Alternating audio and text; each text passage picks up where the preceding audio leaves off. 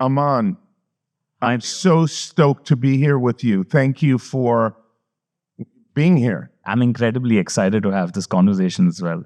I love the fact that we're at Waves. Yes. It's incredible what I've watched here, what happened here in Mumbai.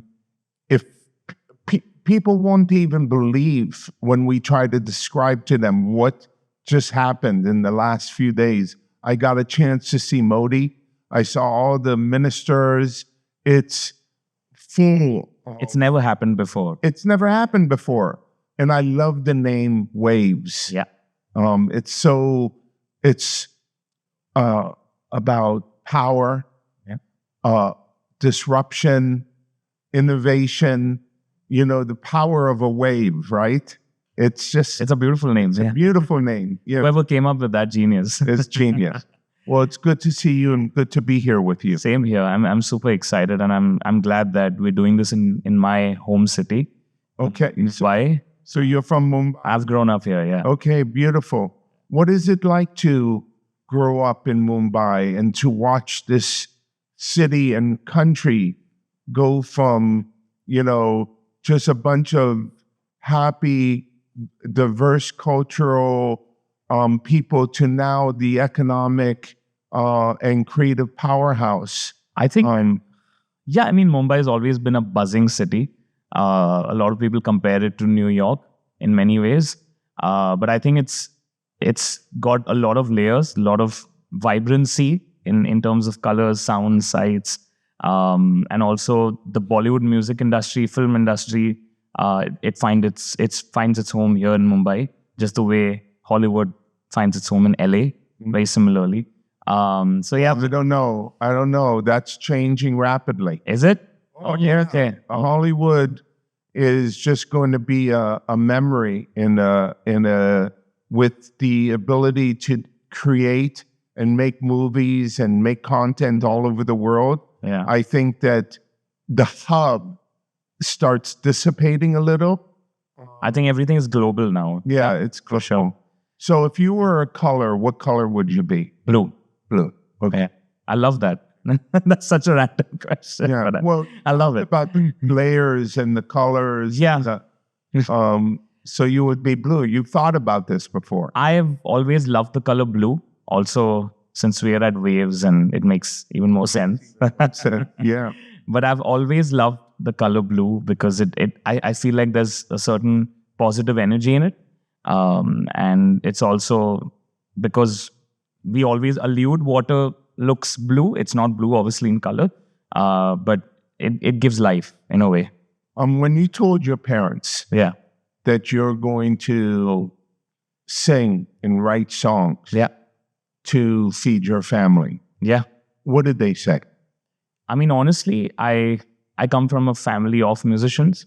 My grandfather was the first musician of our family. He was a composer in the 60s.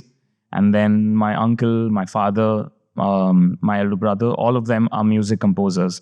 But obviously, my dad didn't really find a lot of success in the music industry. And somewhere he was hesitant for us to, go and follow his footsteps.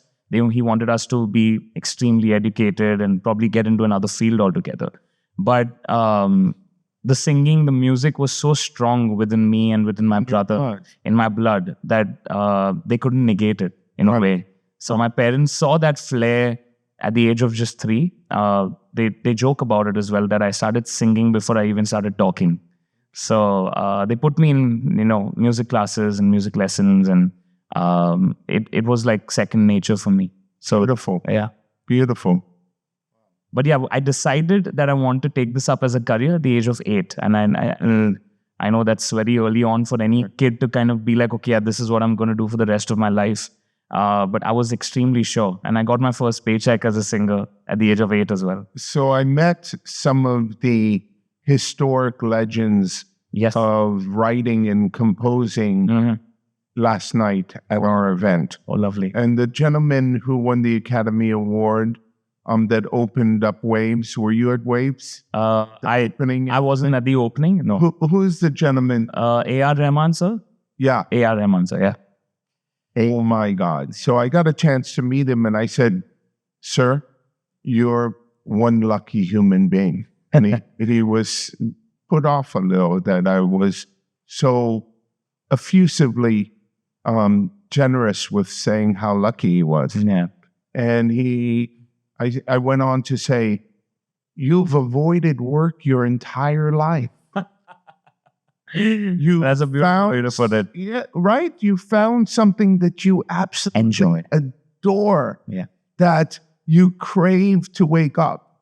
Now, you could ask many, many people, probably over 95% Yeah. of the population, that actually doesn't have that enthusiasm to go to work. And they dream of one day retiring from work. And doing something they actually love. And doing something they actually love. So they'll spend their entire life doing something they have absolutely no interest in. And then, so that's why I think that's something. I'm also talking to a lucky person. Oh, thank you. It's not to say that we don't work hard, Yeah. because we do work hard. Yeah. But because this is, by the way, we all know, and this is not intuitive to many people, Yeah. that the journey is better than the destination. So we all know that taking this journey, this creative journey, that could surprise us, Yeah. right? Like you could literally be in your brain could hurt for a month because you can't finish a song. And then one morning when you're taking a shower, the jigsaw puzzle clicks in and pow, Yeah. right? It's so funny that you mentioned this because I was reading a book by Rick Rubin, and he mentions how no creativity comes from within. It's always a source that we're tapping into, and we don't know when our connection connects with that source and when do we get those answers. We're not creating anything by ourselves. It's just we are vessels to receive something at that point in time. Like you said, in the shower, maybe that lucky moment where we get that one word or one lyric or that hook line for our song. Yeah. Yeah. But yeah, I definitely resonate with that, and I feel I'm incredibly lucky to be a musician because I'm living and breathing something that I absolutely enjoy and love doing. That's beautiful. And then, one of the things that I wake up in the morning thinking about, and it's almost each morning, is how do I get artists more money? And how do I introduce them to more fans? Yeah. So when I wake up in the morning, my mission is fame and fortune.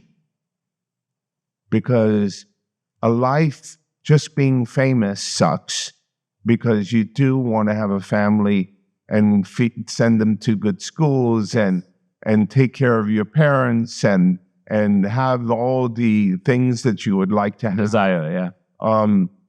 But so I have to solve both of them. And those are the two things that I wake up each morning trying to figure out how this world could have more songwriters and artists than maybe other professions. So yeah, that's a beautiful job in itself. It's a beautiful job. Yeah.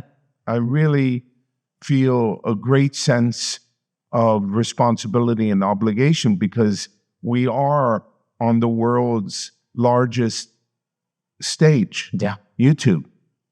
It's a global platform with over 100 countries, 80 languages. There's just so much opportunity. We're making the world creatively and musically just a little bit smaller. Yeah. And I believe in Indian culture and Indian music. And I'm convinced if Indian artists and composers are ambitious enough, that they will have their melodies and their musical accents sprinkled into the mainstream pop culture around the world. I hope to do that as well. Wonderful. Wonderful. Yeah. Come on. That's one of my... Let's get it on. Let's make that happen. Got to make it happen. Yes. Yeah. I think it's a beautiful time in music, especially for Indian artists as well. we've seen, I don't know if you're very aware, but of the shift that's happened from film music to non-film music, independent music that's rising in India. And for the longest time, the music industry was very attached to the film industry. And now that's not happening anymore. And we're having a lot of independent. I would push back on that because I would say it's not or, it's and. Yeah. So Bollywood is still going to be very important. Yes. And independent artists are going to be critical. I think this is the bellwether moment for the Indian music industry.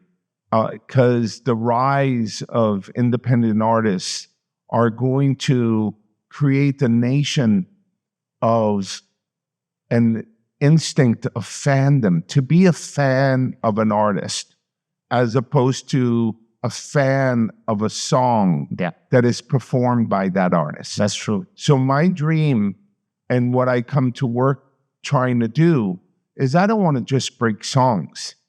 I want to break artists. Yeah. I won't stop until there's 10,000 kids waiting in line to get to see an Armaan concert. Yeah. And during the concert, I want them to buy your T-shirt. Merchandise. And I want them to put your poster on their walls. And that they could dream of one day meeting you and trying to imagine who you are and what makes you tick. This is, to me, what YouTube is all about. We're not simply about swiping and this, sugar high, I call, of short form. Correct. We want really the most nutritious feeling of maybe short form could have a discovery vehicle. Yeah. But the consumption, the main to be meal, more meaningful. Yeah. More meaningful. An interview, a performance, a premium music video, something that's more nutritious than this. I began on YouTube, just by the way. Okay, lovely.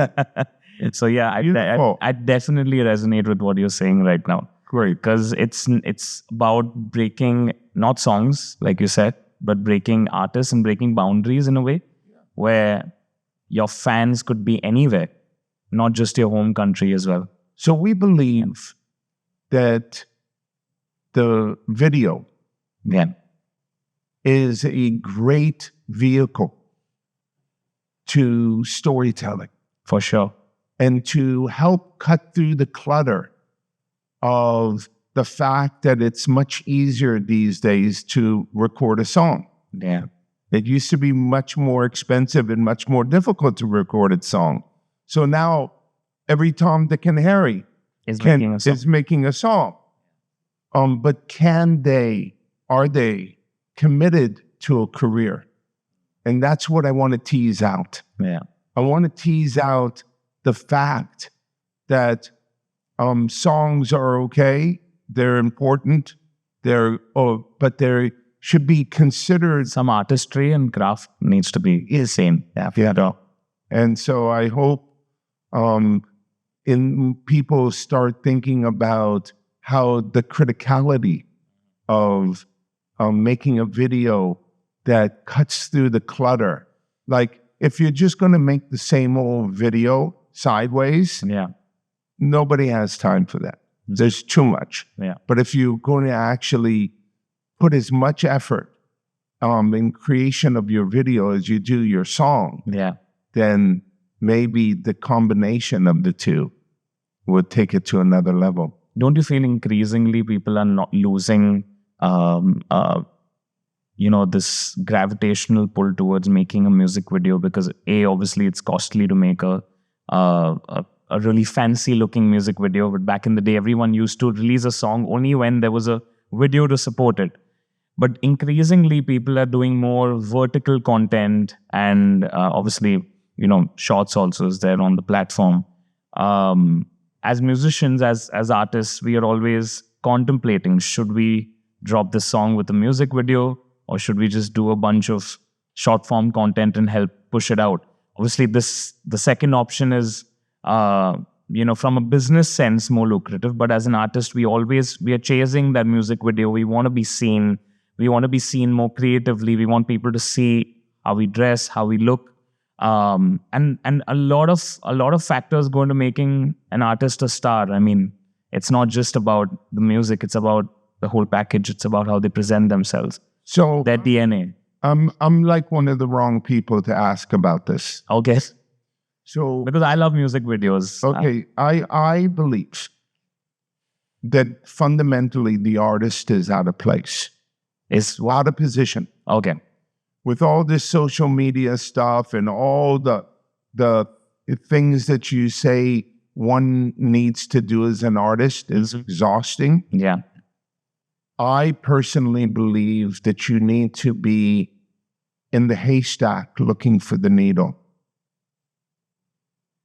But the way the industry is created now, that the artists are more looking for that and more, I would say, marketing and promotion than song creation. I truly believe. And I do not believe there's a shortcut to a sustainable career. And I believe artists should hire really great, talented managers and media people. But you have that song and that melody in your blood. Yeah. From the early age of 8. Okay?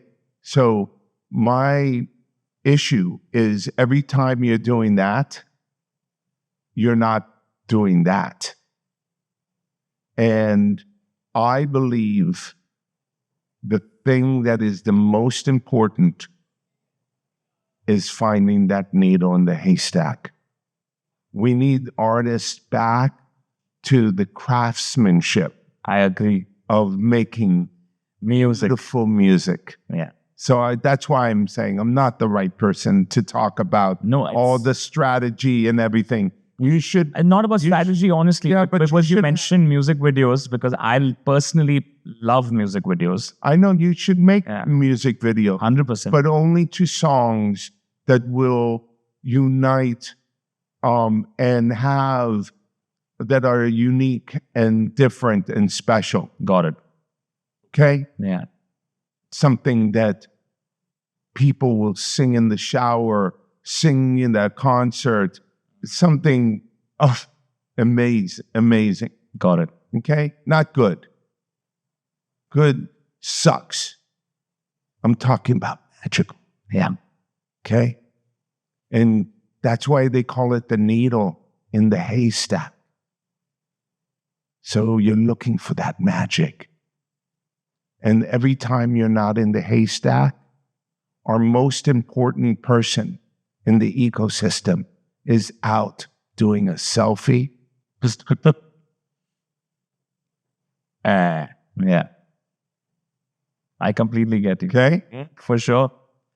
I'm a little contrarian believer.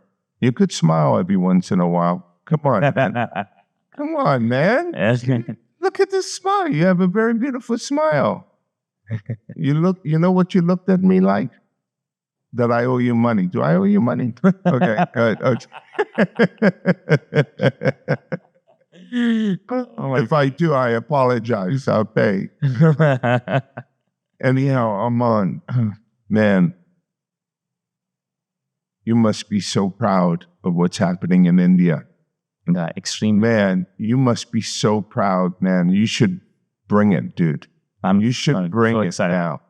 You should bring it and get in that haystack and look for that needle. And the next time you and I are together, man, I would love to play you some of the music. I want to hear that magic. Yes. You know what the magic is? The magic is that every single person agrees that's magic. Yeah. It's not like, it's like, oh my God, that's the one. That's true. It's a uniter. Yeah. And so the next time we meet, okay, I would like to hear that song. I'm going to bring the magic to you for sure. That would, I'm so thrilled to meet you, and I'm glad that we could share some time together. I'm glad. Yeah, this has been amazing. And Thank you. It's something that is so reaffirming for me as a musician, because as young musicians who are in this generation who are forced to do so many things all across social media and video and do this, do that. Yeah. Honestly, I asked myself this question at the start of this year, that, hey, we're musicians at the end of the day. We're singers, we're creators. Right. We're not spending enough time back in the studio with musicians, playing that chord, thinking what's a better line for this hook, Yeah. or digging deeper into our craft. Yeah. We're thinking about all these other things on the outside that are probably only going to help you when the meat is there, Yeah. which is the song. So yeah, it's beautiful that you touched upon that, because I feel like a lot of musicians have lost sight of 100%. Making music. I feel like people are making sounds. They're not making music anymore. They're making sounds that can be easily, digestible. The 10-second, the 15-second audio that needs to click, and you need to make a short video on it. 10,000 people aren't going to wait in the rain for those. For those, yeah, for sure. No. And that's the only thing that matters to me. I agree. Is sticky, deep engagement. Yeah. That is meaningful. That changes the world. Yeah. Thank you. I'm here to change the world. Beautiful. Thank you. Thank you. Thanks for having me.